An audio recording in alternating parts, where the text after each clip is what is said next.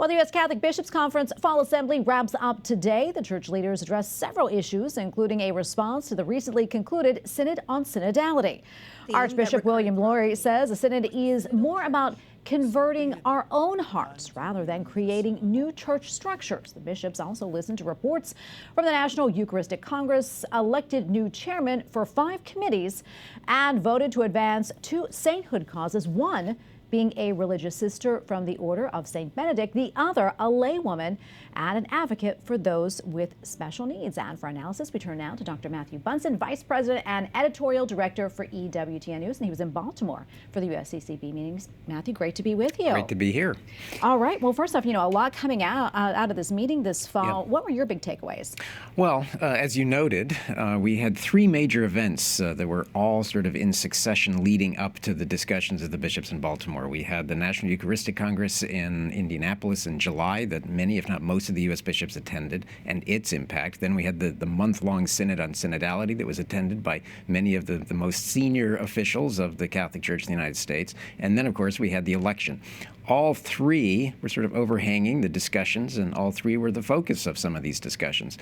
What was especially striking, you hit on it right in your introduction to our conversation, on the Synod on Synodality. One of the big questions was how the bishops are going to embrace the work of the Synod and then begin implementing it nationally. Were there going to be conflicting views? Would there be fireworks among the bishops as to how we implement this? Well, the answer was that they reached a compromise. They've established a task force to help us implement the vision of Pope Francis for the United States. They were very supportive of the whole vision of the Synod on the part of Pope Francis. But I think the biggest takeaway from that side was Archbishop Lori when he said we have to have a conversion of heart. It's not simply a series of processes and programs. We have to be a truly synodal and listening church, and I think that's something that the bishops are going to take back with them to their diocese. Yeah, and you mentioned the presidential election. What do the bishops have to say about that and a president like Trump? Any idea how they think that this will impact the faithful? Yeah, they had a very special press conference to discuss the reaction to the election and the themes that kept coming up. They're going to find those areas of common ground, as they always do. They recognize that there are going to be areas of some disagreement. The one that kept coming up, of course, was immigration, especially the Trump administration's plan for, at least logistically, to try to deport several million illegal immigrants. The bishops were firm, however. They're less concerned really with these sort of policy positions as much as they are articulating the Church's understanding of Catholic social teaching with regard to an issue like immigration, which means that countries have the right to defend their own borders, and those who are here illegally must abide by the laws of their country. But at the same time, we have to respect the dignity of the human person and provide care to those who come here.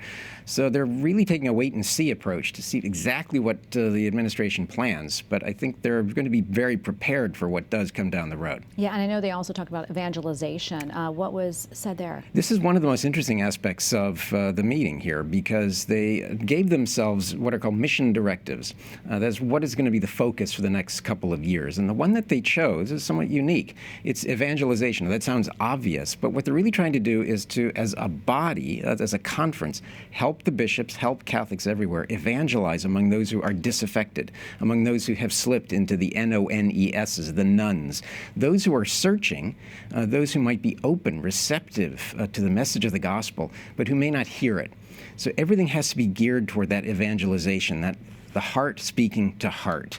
And I think that's something that the bishops see as their big priority for the next couple of years. Yeah, definitely. And before I let you go, I want to talk about sainthood causes. Yes. Tell us a little bit more. We mentioned it, but you have more info than we do. It's typical for the bishops to give their vocal support to the prospect of causes for canonizations. In this case, there were 2. One was a Benedictine nun who died at the age of 26 in 1926, Sister Anela Zervas, and another, Gertrude Barber, a laywoman who cared for those with disabilities and learning disabilities.